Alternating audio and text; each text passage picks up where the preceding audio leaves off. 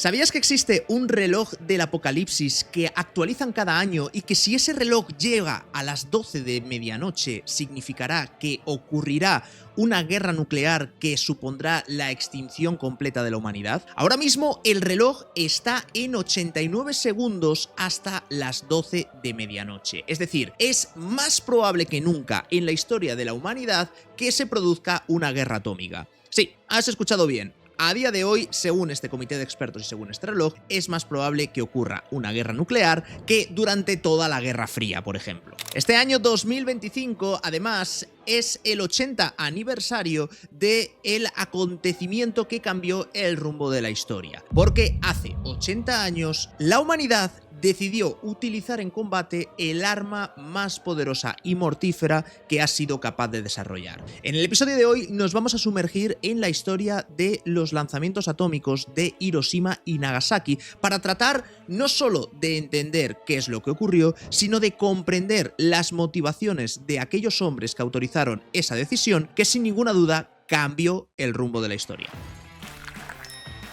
Muy buenas a todos, muy buenos días si me estáis viendo desde Europa, buenas noches si me veis desde América. Mi nombre es Álvaro845 y esto es mi Morning Show Desayuno Royal. Hoy tenemos un tema histórico bélico bastante complicado y con mucho debate ético de trasfondo, con lo cual espero hacerlo bien, aunque sea en memoria de las víctimas de los bombardeos de Hiroshima y Nagasaki. Si ya estás informado sobre el tema, espero poder descubrirte algo que no supieras o que habías pasado por alto cuando pues quizás estudiaste estos acontecimientos en el colegio, en el instituto o en la universidad o los leíste por ahí. En cualquier caso, espero poder aportar un poquito más de contexto a lo que ocurrió. Para todos aquellos que estéis llegando nuevos al canal o que os haya sugerido YouTube este vídeo, subo vídeos todos los lunes y los miércoles a las 7 de la mañana, hora española, por eso de ahí que diga que por la noche, porque hay mucha gente que, aunque esto se supone que es para escucharlo por la mañana, pues hay gente de Latinoamérica o de otras partes del mundo que, bueno, en realidad escúchame cuando tú quieras. Muchísimas gracias a todos los que comentáis, dejáis un like, compartís los vídeos, porque ya sabéis que como voy cambiando de tema más que de calzoncillo, pues al final al algoritmo de las redes sociales le cuesta bastante entender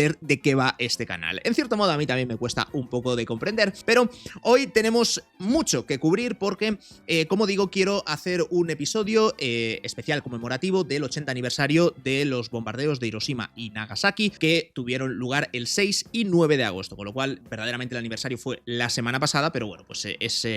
esta semana cuando me ha cuadrado poder sacar el episodio. 80 años desde el bombardeo significa que ya apenas quedan supervivientes con vida. Son los llamados Ibakusha en japonés, y no sé si lo habré pronunciado bien, pero ya cada vez quedan menos, y de hecho lo que muchos de ellos comentaban, porque se han convertido gran parte de ellos en activistas anti la proliferación de armas nucleares, luego hablaremos un poquito más de ello, pero lo que se temen con la escalada bélica y de confrontación que bueno, pues que tenemos ahora mismo en el planeta en los últimos pues años, de los últimos 5 años a esta parte, justamente de lo que se temían es que ellos, la esperanza que tenían es que ya no quedaran más Ibakushas de aquí a 10 años, porque muriesen todos ya los que quedasen, simplemente porque ya alcanzan pues 90, 100 años de edad, y que ya no quedase ninguno, y se temían que puede que tengamos más, porque ellos se temen que pueda existir algún punto de confrontación donde se vuelva a desencadenar una guerra atómica. Tenemos el conflicto de Rusia con Ucrania, que también involucra pues a la OTAN y a Estados Unidos más o menos de alguna manera. También ha habido un conflicto bélico, por lo menos a un pequeño rifirrafe entre Pakistán y la India, que son dos potencias nucleares y que también puede desencadenar en una escalada bélica que se puede acabar yendo de las manos. Está el problema de Corea del Norte, también hemos tenido recientemente el conflicto de Israel con Irán, donde también Estados Unidos está de fondo, con lo cual digamos que hay muchos puntos calientes en el mundo que hacen que no sea descabellado pensar que oye, puede que la historia vuelva a repetirse. Esperemos que no, por el bien de todos. Hablando de los bombardeos de Hiroshima y Nagasaki, quizás tenemos que contextualizar un poco y situarnos en el año 1945. En mayo de ese mismo año, de 1945, Alemania se rendía y parecía que la guerra mundial llegaba a su fin. Pero eso no es cierto, porque nos olvidamos muchas veces de la guerra del Pacífico. La guerra en Europa ha acaparado muchísimos titulares, pero en el Pacífico ocurrieron tremendas barbaridades y Japón todavía seguía peleando. Italia y Alemania, como los dos países principales de Europa que formaban parte de la alianza de los malos, vamos a decir, del eje, ya se habían rendido, pero quedaba todavía Japón, que no parecía dispuesta a rendirse y que seguía peleando en el Pacífico, fundamentalmente contra Estados Unidos, que entró en la Segunda Guerra Mundial precisamente a raíz del bombardeo sorpresa de Pearl Harbor que hicieron los japoneses a los Estados Unidos. Hasta ese momento, Estados Unidos había permanecido neutral en la guerra, diciendo, oye, esto no va conmigo, pero en el momento en el que Japón bombardea por sorpresa a Estados Unidos, en ese momento se decide a entrar en guerra, no solo contra Japón, sino también contra Alemania e Italia. El imperio japonés o el imperio del sol naciente, justamente en los años previos a la Guerra Mundial y durante la Guerra Mundial, tenía un fuerte nacionalismo interior y se estaba expandiendo por todo el Pacífico. Conquistaron no solo la península de Corea, sino que también de ahí se extendieron a China y conquistaron gran parte de los puertos de esa región costera, conquistaron el sudeste asiático, conquistaron Filipinas, conquistaron Birmania, conquistaron todo lo que pudieron y como parte de esa expansión acabó llegando el ataque a Estados Unidos. Además, seguro que todos habéis oído hablar de este código de honor japonés, este código samurái que hacía que Japón pareciese dispuesto a pelear hasta las últimas consecuencias. Y seguro que habéis escuchado historias de los pilotos kamikaze que directamente se estrellaban sus aviones de combate contra los barcos de guerra americanos para intentar causar más bajas, e incluso la conquista isla a isla de todo el Océano Pacífico, donde Estados Unidos tenía que desembarcar en una por una todas las posesiones japonesas para forzarles a que se rindieran, dio lugar en parte a la consecuencia del lanzamiento de las bombas atómicas. Simplemente voy a reseñar dos batallas que tuvieron lugar más o menos en el momento en el que Alemania o se estaba rindiendo o ya se había rendido, que son la batalla de Iwo Jima y la batalla de Okinawa. La batalla de Iwo Jima, seguro que habéis visto la clásica estatua de muchos soldados americanos intentando levantar una bandera, porque es una común representación del ejército estadounidense. En esa batalla, para conquistar esa isla de Iwo Jima, se calcula que el ejército estadounidense perdió 6.800 soldados que resultaron abatidos y más de 21.000 resultaron heridos. Por parte del ejército defensor de Japón tenía unos 20.000 soldados desplegados en la isla que pelearon hasta las últimas consecuencias. Pero esto se llevó más al extremo, si cabe, en la isla de Okinawa, que Okinawa además es una isla que yo le tengo particular cariño o aprecio, no porque haya estado allí nunca, sino porque yo he practicado karate durante muchos años, soy cinturón negro primer dan, y el karate se originó en la isla de Okinawa, el karate-do, entre otras artes marciales. Pero en la isla de Okinawa, para poder conquistar esa zona, los japoneses y el ejército japonés peleó hasta las últimas consecuencias y de hecho murieron más de 100.000 civiles de la isla de Okinawa porque no querían rendir la plaza. Se calcula que en la batalla de Okinawa murieron más de 12.000 soldados estadounidenses e incluso algunas versiones hablan de incluso 20.000 soldados, con lo cual era una auténtica carnicería. Simplemente para que nos pongamos en perspectiva, estos eran dos islas, dos zonas del Pacífico. Japón tiene cientos de islas que había que conquistarles y por aquello de relativizar las bajas y los muertos estadounidenses, os he dicho que 6.000 y 12.000 en simplemente dos islas. El día D del desembarco de Normandía fallecieron unos 3.000 soldados norteamericanos. Estadounidenses, para ser más exactos, porque Canadá también desembarcó en el desembarco de Normandía. El primer día de desembarco de Normandía, que todos hemos visto, pues imagino que las películas Salvar al Soldado Ryan, aunque sea, y eso sí que fue una auténtica carnicería, bueno, pues resulta que para cada una de las islitas que había en el Pacífico, Estados Unidos perdía la vida de entre 2, 3 y 4 veces más soldados de los que perdió en el desembarco de Normandía. A raíz de estos acontecimientos, Estados Unidos organizó lo que se conoce como la Operación Downfall, que era un comité de expertos que venía a determinar de, oye, ¿cuántos soldados necesitamos para hacer que Japón se rinda? Y estimaron, algunas estimaciones llegaban incluso al 1.000.000 de soldados estadounidenses que iban a fallecer en el intento o en el empeño de hacer que Japón se rindiera si Japón decidía pelear hasta las últimas consecuencias. Pero esto, de alguna manera, no deja de ser la justificación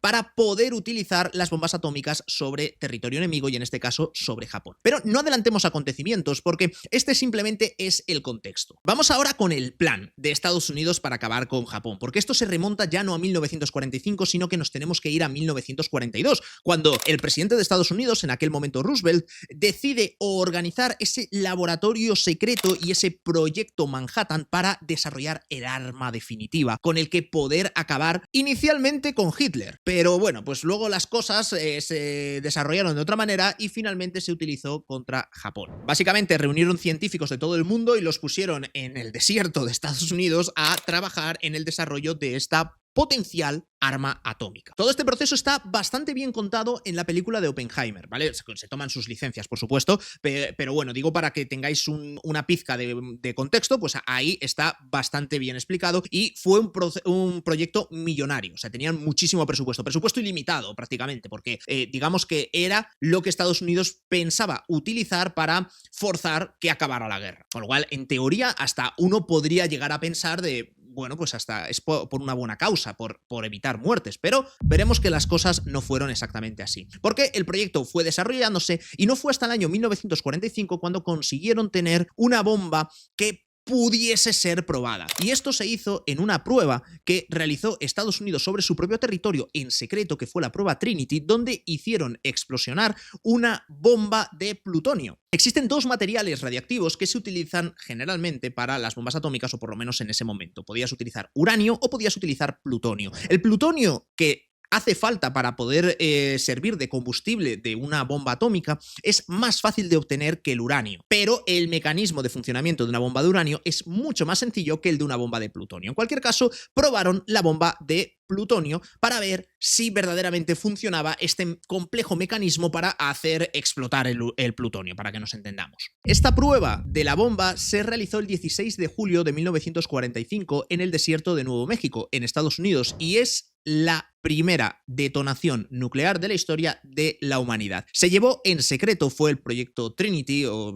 Trinity es como se llamó la bomba, y fue un éxito. Los científicos advirtieron ya en ese caso que sería bueno poder enseñar al mundo el hecho de que hemos creado este arma y que simplemente con la demostración provoques la rendición, en lugar de utilizarla contra el enemigo, porque ya los científicos advirtieron que el poder destructivo que tenía una bomba nuclear no era comparable con cualquiera de las armas convencionales y que iba a desencadenar una carrera armamentística que luego a la postre sí que vimos en la Guerra Fría y en esa lucha de bloques entre Estados Unidos y la URSS. Como os decía, después de la prueba exitosa Trinity, es cuando Estados Unidos ya sí que podía tomar la decisión de utilizar la bomba en combate, o también podía haber tomado la decisión de decir, oye, tenemos este arma, pues te enseño un vídeo, te digo lo que hace y te pido que te rindas, si no te importa. Las dos bombas utilizadas en Japón, en Hiroshima y en Nagasaki, eran diferentes por esto que os he contado del combustible que llevaba cada una de ellas. La primera bomba que se soltó en Hiroshima, le pusieron nombre, se llamaba Little Boy, y era una bomba de uranio 235. Que el funcionamiento que tenía esta bomba era muy sencillo, porque básicamente tenían mucho uranio y una plaquita de uranio que estaba como en el cañón de una pistola dentro de la propia bomba. Cuando quisieses hacer detonar la bomba, explosivos convencionales iban a lanzar el poquito de uranio sobre donde estaba todo el depósito de uranio y eso iba a desencadenar la explosión, la reacción en cadena iba a desencadenar la explosión, con lo cual tenía un mecanismo de cañón, vamos a decir, y que era muy sencillo, era simplemente cuando llega a la posición y la bomba tenga que explotar, pues directamente se activa ese detonador, golpea y explota, ¿vale? O sea que era más sencillo. La otra bomba, que es la que se utilizó en Nagasaki, se llamaba Fat Man y era más grande, como mucho más compleja, porque requería de unos espejos de neutrones y el plutonio estaba distribuido de otra forma. Las dos bombas tenían de peso unos 4.500 kilogramos y las dos bombas tuvieron una potencia destructiva bastante similar o en el mismo rango, aunque mucho más letal la bomba de Nagasaki. En cuanto a la potencia destructiva, porque luego veremos que causó más bajas la bomba de Hiroshima. En Hiroshima estamos hablando de 15 kilotones y en Nagasaki de 21 kilotones, que es la medida que se utiliza para medir el potencial destructivo de una bomba. ¿Qué es un kilotón? Un kilotón equivale al poder destructivo de 1000 toneladas de TNT. Una tonelada son 1000 kilos, con lo cual sería 1.000.000 de kilos de TNT. Eso es, bueno, pues eso es lo que representa un kilotón. En este caso estamos hablando de 15 kilotones. Simplemente para contextualizar, ¿vale? Porque muchas veces hablas de esto y dices, bueno, yo qué narices sé lo que destruye un kilo de TNT, 1000 kilos de TNT o 1000 toneladas de TNT. Una tonelada de TNT, ¿vale? Digamos que te puedes imaginar un camión, un tráiler, que está lleno de TNT. De explosivo, ¿vale? Básicamente. Entonces, un tráiler, un camión lleno de TNT, si tú lo aparcas en la base de un edificio y le prendes fuego, revientas el edificio. O sea, el edificio lo más probable es que colapse, ¿vale? Si aparcas ese camión en el parking del edificio, el edificio cae, ¿vale? Porque es mucho poder destructivo. Tiene mucho poder destructivo, pero un radio de acción de, bueno, pues digamos de a lo mejor 10, 20 metros, ¿vale? O sea, con lo cual es un radio de acción pequeñito, pero un edificio se va a la mierda. ¿Vale? Nos lo podemos llegar a imaginar. Vale, un camión, esto es una tonelada de TNT. Un kilotón son 1000 toneladas. 15 kilotones ya es una auténtica locura, pero es que una tonelada, 1000 toneladas de TNT sería el equivalente de poner 1000 camiones, trailers llenos de TNT. Esto genera una destrucción que te puedes cargar una manzana tranquilamente de una ciudad y te vas a un radio de acción y de destrucción de 150 a 250 metros, más o menos, ¿vale? Para que nos entendamos. Bueno, pues esto sería un kilotón. La de Hiroshima tenía 15 kilotones y la de Nagasaki tenía 21 kilotones. Y sin tener en cuenta el componente radiactivo que veremos un poquito más adelante. Volvamos entonces a la prueba Trinity que realizó Estados Unidos en secreto. La bomba funcionó, la bomba explotó y la bomba parecía que reventaba, que daba gusto. No te creas que hicieron luego muchos análisis y muchas mediciones de radiactividad en la zona, ni midieron tampoco a los operarios y demás. O sea, simplemente es como aléjate, ten cuidado y ya está, ¿vale? O sea, no parecía que fuese eso lo que les preocupara. Pero la bomba había funcionado. Entonces, claro, los generales estadounidenses, con el presidente a la cabeza, que en ese momento ya era el presidente Truman, porque Roosevelt había muerto, el presidente Truman tuvo que tomar una decisión, tenía que tomar una decisión de, vale, tenemos esto, ¿qué hacemos con esto? Tampoco tenían muchas bombas nucleares, sabían cómo hacerlas y podían hacer más, pero necesitaban tiempo hasta que eran capaces de generar el combustible. Lo primero que se les ocurrió fue organizar la conferencia de Potsdam el 26 de julio de 1945, es decir, 10 días después de que la prueba hubiese sido un éxito, organizan una conferencia secreta en la que exigen a Japón la rendición incondicional. En esta carta que envían a Japón, donde le piden que se rinda incondicionalmente, no mencionan el experimento o la prueba Trinity, ni mencionan tampoco las armas nucleares. Simplemente le dicen a Japón que se rinda incondicionalmente o se atenga a una destrucción total. Es lo único que le comentan a Japón y lo único que dicen. Japón no responde a ese comunicado y no tiene en su ánimo rendirse. O al menos eso es lo que a mí siempre me habían dicho. Resulta que hay algunos historiadores muy críticos con la decisión estadounidense de utilizar la bomba atómica que sugieren que Japón ya había ofrecido su rendición a Estados Unidos antes del lanzamiento de la bomba atómica y de manera no incondicional, pero con una condición muy aceptable, que era mantener en el cargo al emperador Hirohito, que básicamente es mantener a la familia del emperador en el cargo, y seguramente si tiras de esa propuesta de rendición se puede llegar a algún sistema que sea pues como la reina de Inglaterra o como el rey de España, o sea, situaciones en las que, bueno, sí, tú sigues siendo el emperador, pero te ponemos el nombre de emperador, pero en verdad no tienes poder, vamos a poner ahí pues un gobierno títere o alguien que podamos controlar. O sea, seguro que si había una oferta de Japón en esos términos, se podía llegar a negociar cómo ibas a respetar a este emperador, ¿no? Y a la familia del emperador. Pero, al parecer, Estados Unidos lo único que quería era una rendición incondicional. A mí, durante muchos años, me contaron que la decisión estadounidense de utilizar las bombas atómicas sobre Hiroshima y Nagasaki se debía precisamente al elevado número de bajas que iba a asumir el ejército estadounidense si quería hacer que Japón se rindiese de manera normal o convencional, digamos, ¿no? Si iban a perder al final 10.000, 20.000 soldados jóvenes estadounidenses cada vez que iban a conquistar un palmo de tierra, pues a mí me plantearon que lo que decidieron fue directamente soltar la bomba atómica para forzar que se rindieran. Pero claro, a medida que me he puesto a investigar un poquito más en el tema, pues me di cuenta de que había muchos matices que, si esta fuese la decisión que se podría llegar a entender o podrías llegar a comprender, dices, oye, pues prefiero antes de que mueran mis jóvenes nacionales de Estados Unidos, prefiero que mueran los del enemigo, y lanzo las bombas aunque pille bajas civiles, que a fin de cuentas en una situación de guerra mundial los jóvenes son obligados a alistarse, con lo cual la diferencia entre un militar y un civil es bastante difusa, ¿no? Y además en la Segunda Guerra Mundial ya se habían realizado bombardeos convencionales sin bombas atómicas que habían arrasado por completo ciudades, con lo cual digamos que ya se había deshumanizado suficiente a las víctimas civiles y a las víctimas de soldados, y prácticamente pues todo eran víctimas ya directamente, ¿no? Entonces,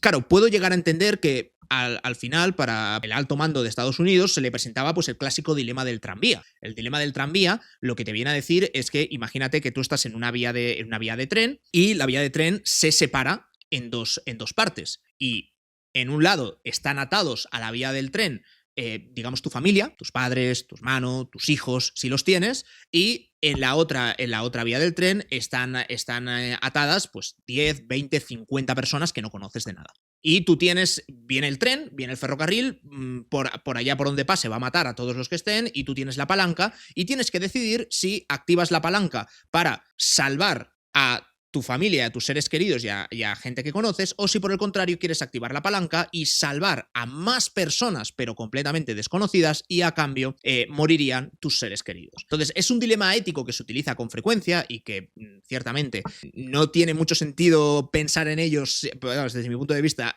porque sea lo que digas, hasta que no estés en la situación no vas a tomar una decisión. O sea, por mucho que vengas y dices, no, yo salvo a la humanidad y el mayor número de vidas posible y tal, bueno, habría que verte ahí con la palanquita, y a mí me gustaría ver eso. Por eso digo que es un dilema ético que es muy socorrido y que se utiliza muchas veces, y que a mí lo que me habían contado era que esto era lo que se le planteaba a Estados Unidos. De decir, tío, esta gente no se rinde ni para Dios, con lo cual lanzamos la bomba atómica y a ver si así recapacitan y se rinden. Porque antes de que mueran nuestros soldados, pues que mueran ellos, que son los cabezones que no quieren rendirse. Pero claro, a mí me habían omitido, primero, esta parte de la información de que que es que Japón es posible que ya hubiese ofrecido una rendición con una mínima condición o con unas mínimas condiciones. Pero es que resulta que a la larga he descubierto muchas más cosas que motivaron y que forzaron la rendición de Japón por encima de la bomba atómica. Volvamos otra vez a los acontecimientos históricos y nos vamos al 6 de agosto de 1945, el día que se soltó la bomba atómica Little Boy sobre la ciudad de Hiroshima. La bomba explosionó a unos 550 metros de altura para maximizar el poder de destrucción,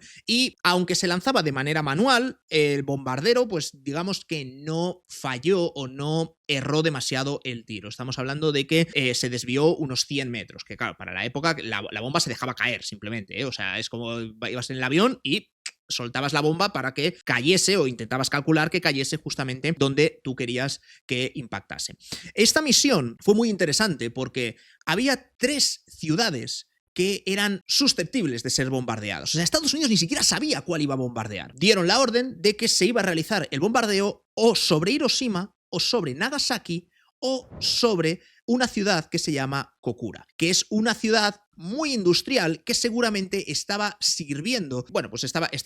estaba alimentando al ejército japonés, fabricando pues balas, munición, artillería, en fin, una ciudad que podía sonar a buen objetivo militar. La operación se realizó con bombarderos B-29 de fabricación estadounidense, pero que tuvieron que ser modificados porque estas bombas pesaban demasiado, y además tuvieron que adaptar los aviones para que en su bodega pudiesen llevar estas bombas nucleares, porque no cualquier bombardero podía llevar tremendo pepinazo que iban a soltar. Entonces salió la misión. Primero iban 3 bombarderos o 3 aviones de reconocimiento para ver que el climatología fuese buena, porque como el método de bombardeo era manual, pues necesitaban tener buena visibilidad, y se decidió que la ciudad más despejada para poder realizar el bombardeo fuese Hiroshima. Fueron a Hiroshima, lanzaron la bomba, y esto supuso la muerte instantánea de una cifra que no se ha dado tampoco cifra oficial, pero la gente que estaba en el radio de la bomba fue muerte instantánea, pero luego la explosión hizo que la temperatura subiera por encima de los 4000 grados, y muchos de los supervivientes hablan de auténticas escenas de terror, de gente que por el calor de la radiación, por el calor, ni siquiera estamos hablando de radiación radiactiva, sino simplemente por el calor y por la temperatura, la piel se les había fundido porque la subida de temperatura había sido tan rápida que ni siquiera no eran tanto quemaduras, era que la piel se te había fundido y como que les iba colgando de las extremidades. O sea, son estremecedores todos los relatos de supervivientes que ha habido y de cómo, pues, al final no se lo esperaban. O sea, amaneció como un día normal dentro de la ciudad de Hiroshima. Y después vinieron todas las secuelas que provocó la radiactividad, que tampoco se han medido de manera muy concienzuda porque era la primera vez que se veía un arma de estas características y no se sabía tampoco a ciencia cierta qué era lo que generaba. Y es que la bomba, en el momento de la detonación, también libera muchísima radiación beta y gamma, fundamentalmente, que tuvo un impacto en la población, que desarrolló muchísimas leucemias, cánceres y diferentes tumores, incluido cáncer de tiroides, fundamentalmente, cáncer de pecho, cáncer de pulmón y diversas secuelas que hicieron que, pues, el número de bajas no se sepa a ciencia cierta de cuánto fue, porque una cosa son los que murieron de manera instantánea, otra cosa los que murieron a los pocos días y luego los que fueron muriendo los años siguientes, consecuencias del bombardeo inicial. El bombardero que soltó la bomba fue el Enola Gay, que es como se llamaba, y que participó también en la misión que ocurrió 3 días después, el 9 de agosto de 1945, sobre la ciudad de Nagasaki. Este bombardeo inicialmente estaba destinado a ser en la ciudad de Kokura, pero circunstancias climatológicas y que había humo y no permitían tener una buena visibilidad, sobre la marcha decidieron cambiar de objetivo y cambiaron a la ciudad de Nagasaki, que era una ciudad completamente civil, que estaba en la montaña, que está como metida como en un cuenco, en un valle, que hacía que la ciudad no fuese óptima para evaluar el poder destructivo de la bomba, porque la ciudad de Hiroshima era completamente llana y por eso la bomba se extendió muy bien. Nagasaki fue distinta la concentración de gente que había en la ciudad y justamente el valle amortiguó gran parte de la expansión de la onda expansiva de esa bomba. En cualquier caso, si en Hiroshima estamos hablando de unas 100.000 víctimas mortales de manera instantánea o cuasi instantánea, en el caso de Fat Man, que era la segunda bomba hecha de plutonio en este caso, aunque con más poder de destrucción, 6,7 kilómetros a la redonda quedaron completamente devastados, se calcula que murieron unas 60.000 personas. Una cuestión interesante es que esta misión, la misión del bombardeo de Nagasaki, que iba destinado a la ciudad de Kokura, además, tuvieron muchísimos percances. El avión estaba parcialmente averiado y lo sabían desde antes de salir, pero como ya tenían cargada la bomba no podían realizar el cambio y si lo hacían entonces iba a llegar tormenta y entonces no iban a tener visibilidad. Despegaron incluso con ese problema. Luego tuvieron un problema de que unos aviones que también iban de reconocimiento se perdieron y tuvieron que esperarles en el aire y el resultado fue que después de tener que cambiar el objetivo, bombardear Nagasaki y volver a casa, casi se quedan sin combustible los pilotos que lanzaron la bomba. Y de hecho, se les apagaron los motores, algunos de los motores, creo que 2 de los 4 motores se les apagaron, mientras estaban aterrizando en la pista o un poquito antes y casi se acaban estampando. Existen testimonios, además, de los pilotos, la tripulación que iba al mando de la misión, que no sabían muy bien qué era lo que iban a soltar o qué era lo que iban a detonar. Les habían dicho que era un arma nueva, con mucho poder destructivo, y les habían dado la orden de que tenían que hacerlo detonar ahí, pero no les habían dado muchas más explicaciones, y te puedes imaginar su sorpresa al ver que después de lanzar una bomba sobre la ciudad, que ya habían bombardeado muchísimas ciudades a lo largo de la guerra, pero lanzar una bomba que genera un hongo, ¿no? que es toda la columna esta de humo típica nuclear, ese hongo que subía 150 metros, generó una impresión o unas consecuencias psicológicas o traumáticas que desde luego no se correspondían con lo que les dijeron inicialmente en el briefing de la misión, que era que tenían que soltar el nuevo juguete. Y ahora que ya hemos hablado de los 2 lanzamientos atómicos, el 6 de agosto en Hiroshima y el 9 de agosto en la ciudad de Nagasaki, es donde entra en juego este cruce de reproches, esta pelea por el relato, y donde os voy a dar esta información adicional que hace que igual es un poquito cierto eso de que la historia la cuentan los que vencen y no te han llegado a contar bien todas las partes de esta historia. Empecemos por la tesis o la justificación que encontró el presidente de los Estados Unidos, el presidente Truman, para justificar el acto o la decisión de lanzar la bomba atómica, y es quizás la versión más extendida, que es que era un mal menor, es decir, que, bueno, pues para salvar la vida a miles de jóvenes estadounidenses decidieron tomar el camino de utilizar la bomba atómica en guerra como un mal menor. Sin embargo, y esto es ya menos conocido, hubo mucha polémica en el seno del alto mando, el Estado Mayor, los generales que asesoraban al presidente de los Estados Unidos en la toma de esta decisión. Y así, figuras de la talla del general Eisenhower, pues ya se manifestó en contra y lo calificó como un acto de barbarie. Quien más se posicionó en contra era el almirante Williams, que era el comandante en jefe de la tercera flota de los Estados Unidos, es decir, el que estaba más metido más de lleno en la guerra del Pacífico, quien estaba radicalmente en contra de este acto o del lanzamiento de esta bomba que pues no obedecía quizás a un motivo bélico. Los generales lo que sostenían es que Japón estaba ya a punto de rendirse, es decir, bueno, pues que no era necesario realizar una conquista total, no era necesario tener que ir isla por isla, sino que simplemente metiéndoles un poquito más de presión y continuando con la guerra, lo más probable es que Japón acabase rindiéndose porque ya no tenía posibilidades de poder ganar la contienda. Esta tesis y el hecho de que no existiese, digamos que unanimidad o que no todo el mundo, aunque fuesen generales que estaban muy dentro de la Segunda Guerra Mundial, no estaban todos de acuerdo en llevar a cabo pues las acciones militares, hacen que cobre sentido la hipótesis de que el lanzamiento de las bombas atómicas era un experimento más, es decir, probaron una bomba atómica en el desierto de Estados Unidos, el proyecto Trinity que os conté, y como ese funcionó, dijeron, vale, vamos a utilizarlo militarmente, y necesitaban poder seguir llevando a cabo su experimento, no iban a bombardearse una ciudad propia, con lo cual decidieron, bueno, pues como tenemos aquí la excusa perfecta de que Japón no quiere rendirse, pues vamos a lanzar aquí las bombas atómicas, y esta tesis de que verdaderamente se trata de un experimento tiene también bastante que ver con que observaron, además muy de cerca, las secuelas que dejó el lanzamiento de la bomba atómica, pero no desde un punto de vista de intentar curar a los afectados, sino que simplemente querían observarlos, como documentarlos, como si fuesen un número más las personas y decir, bueno, pues hemos causado tal número de bajas, hemos causado estos efectos posteriores, pero sin tampoco pretender, pues decir, bueno, hemos causado esto, vamos a intentar curarlo, ¿no? O vamos a ponerle remedio o por lo menos a paliar los efectos que ha causado. Con lo cual, es un poco bizarro todo este tema, pero podría llegar a ser. Estados Unidos al final, ya sabéis que toda esta información clasificada suele tender a no revelarla, pero este es una parte del relato. Hay más. Y es que la hipótesis que está ganando más tracción entre los historiadores y los entendidos del tema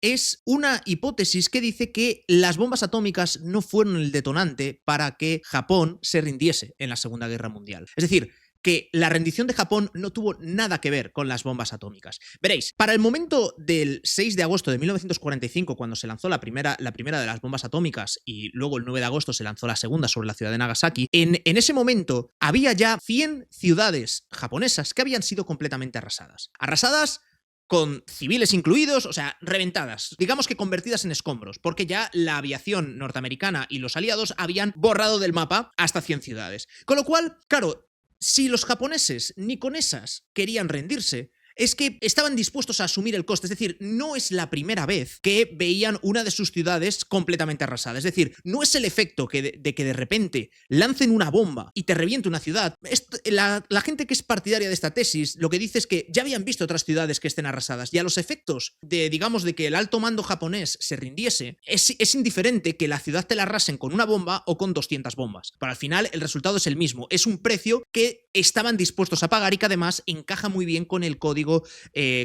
japonés y con toda esta doctrina de pelear hasta el último hombre. ¿Qué es lo que ocurre aquí? Que hay un pequeño detalle que no vamos a decir que se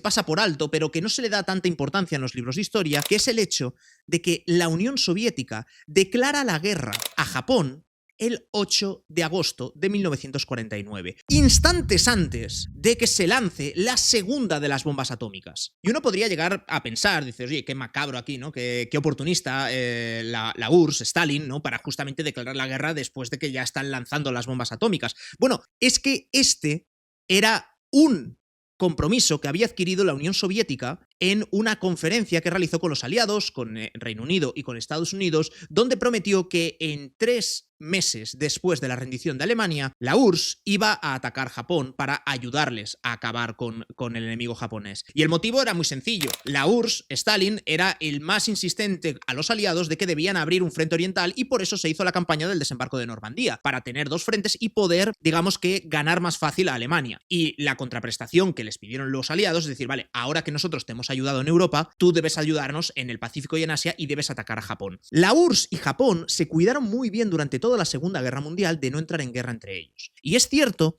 que los dos se odiaban e ideológicamente eran distintos, pero la Unión Soviética no podía permitirse tener dos frentes y que le estén atacando por Europa y que también los japoneses estén presionando para llegar hacia Siberia. Y por la parte de Japón, Japón quería centrar todos sus esfuerzos en el sur y el sudeste asiático y en el Pacífico, en la expansión hacia Estados Unidos, de manera que no le interesaba tener un frente militar justamente contra los rusos en ese momento. Aparte que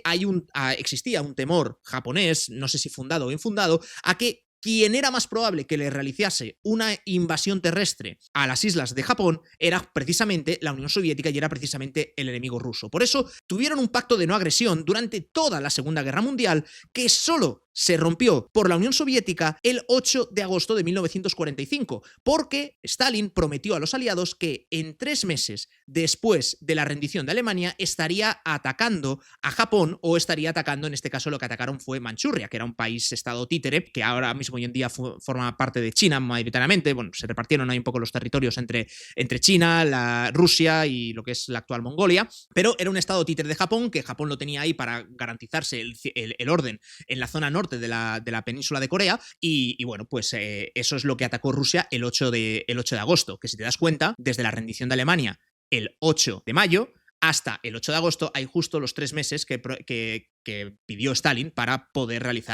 preparar esta campaña militar, ¿no? Entonces, ataca a Rusia, a la zona de Manchuria, y dicen que fue esa batalla, que fue una guerra relámpago que hizo Rusia, que rápidamente trajo todos los soldados del frente, los trajo a la otra punta del país para realizar este ataque muy rápido. Fue este ataque el que verdaderamente atemorizó al emperador japonés y lo que motivó que firmase la rendición el 15 de agosto de 1945, es decir, son muchos días después del lanzamiento de la bomba atómica, y lo que sugieren es que no fue la campaña que estaban iniciando los rusos, la campaña militar que estaban iniciando los rusos, lo que verdaderamente desencadenó que Japón se rindiese sin condiciones. Ya he dicho antes que firmó la rendición el 15 de agosto, verdaderamente la ceremonia oficial de firma de la rendición y demás se llevó a cabo en septiembre a bordo de un barco de guerra estadounidense, pero el momento en el que Japón se rindió fue el 15 de agosto. Y además se rindió de una manera bastante confusa, bastante ambigua, que hizo que hubiera muchos soldados en el frente que no sabían si verdaderamente se habían rendido o no. Y todavía siguieron algunos combates durante un día, 2 días más, porque no acabó de entenderse bien. Y de hecho hay historias reales de soldados que estaban en islas perdidas de estas del Pacífico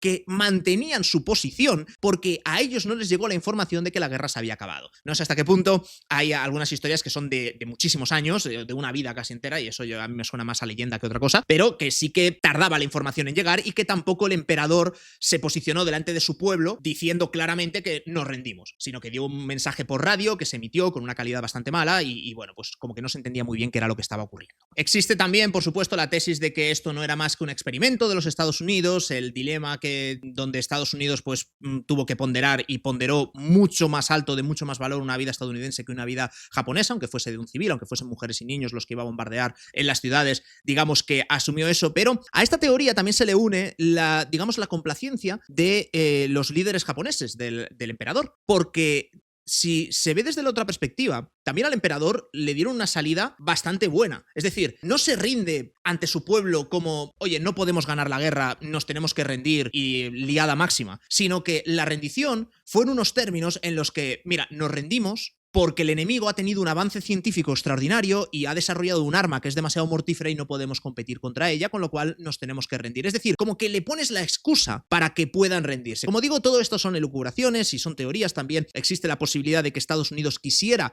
probar el arma atómica en combate para poder aparentar ante el mundo y sobre todo ante la Unión Soviética y desencadenar lo que luego fue a la postre la Guerra Fría, porque en aquel momento no se sabía muy bien tampoco cuáles eran los avances militares que estaba teniendo la Unión Soviética, que también estaba persiguiendo desarrollar el arma definitiva. De manera que, bueno, hay un conjunto de intereses geopolíticos y de dimensiones éticas que hacen que todo lo que debería ser una tragedia que lo fue de pérdida de vidas humanas, al final acabe desembocando en debates sobre si era lo que había que hacer, si había que haber asfixiado a Japón para ganarles de manera convencional, si había que haberles invadido directamente con el coste en vidas humanas que también eso iba a suponer. En definitiva, no hay una respuesta buena, o sea, prácticamente diría que hay respuestas menos malas porque todo esto